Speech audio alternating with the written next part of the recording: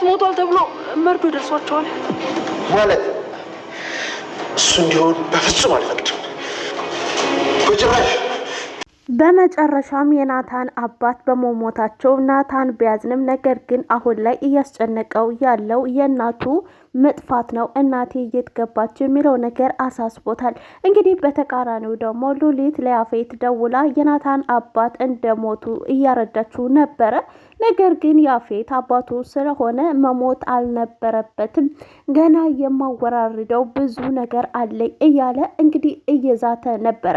እንግዲህ የናታን አባት እንዲሞት ምክንያት የሆነው ያፌት ነው። ያፌት እንግዲህ የናታን አባት በመኪና አደጋ ተገልብጠው እንዲሞቱ ነበረ አላማው። ነገር ግን በሰዓቱ ስላልሞቱ ወደ ውጭ ሀገር ሄደው እንዲታከሙ ነበረ የሆኑት። ታዲያ ግን እነ ናታን የሚያውቁት አባታቸው በውጭ ሀገር ሕክምና እያገኘ እንደሆነ ነበር።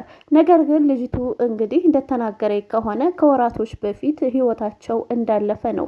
ታዲያ አሁን ላይ የናታን አባቴን መቼም ይቅር አልለውም ብሏል። ይቅር አልለውም ያለበት ምክንያት እንግዲህ አባቱ በዘራው ዘር ዛሬ ላይ ናታን ብዙ መክፈል የሌለበትን ዋጋ እየከፈለ ይገኛል። ሀብታቸውን፣ ንብረታቸውን ከዛም አልፎ ተርፎ ደግሞ የሚወዳትን ፍቅረኛ እስከ ማስረከብ ድረስ ደርሷል።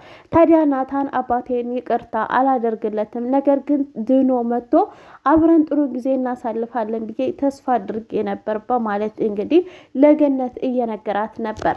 ታዲያ ሉሊት ማኖፂ እንዳትሰማ ሚስጥር አድርገን እንያዘው ለተወሰነ ቀን ብለው እንግዲህ በተነጋገሩት መሰረት ሉሊት ግን ያፌት የናታን ወንድም መሆኑን ስለማታቅ ያው አለቃ ብላ ስለሆነ የምጠራው እንግዲህ ከጠቀመህ ብዬ ነው የናታን አባት ሞተዋል ብላ ስትነግረው ያፌት ግን ፍቃድ ደስተኛ አልነበረም።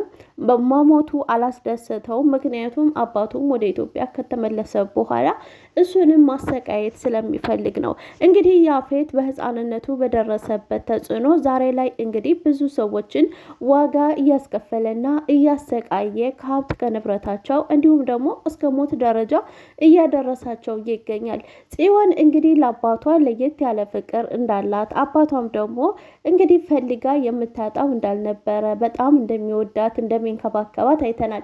ታዲያ ግን አሁን ላይ የአባቷን ሀዘን ስትሰማ መቋቋም እንደምትችል ሁሉም የፈሩት ያንን ነገር ነው። እንግዲህ ገነት ደግሞ እስከ ዛሬ ድረስ ሚስጥር አድርጋ ያቆየችውን የቤዛ እናት ሉሊት እንደገደለቻት ለመናገር 1-2 እያለች ነው። ታዲያ ሉሊት ደግሞ ይሄ ነገር በጣም አስጨንቋታል። እንዲሁም ደግሞ እንግዲህ ያፌትን እንዲወጋ ያደረገው ዘመዴ እያለ የሚጠራው የማስቲካ የሚያኘከው ልጅ ነው። ነገር ግን ደግሞ ይህንን ያደረገው ጽዮንን መቼም አታገኛትም፣ ስሟን ሁለተኛ እንዳጠራ ብሎ ባለው ሰዓት እንግዲህ ተናዶበት ስለነበረ ጽዮንን እንዳታስበው ብሎታል። ነገር ግን ደግሞ እሱ ለመውጋት ተነሳስቶ አደጋውን አድርሶበታል። እንግዲህ ያፌት ይሄን ያወቀ ግን መግቢያህን ፈልግ አይለቅህም፣ ድራሽህን ነው የሚያጠፋው። ብቻ ሐረግ ድራማን እንዴት አያችሁት? የናታን አባት መሞታቸው በጣም ያሳዝናል። መሞት አልነበረባቸውም።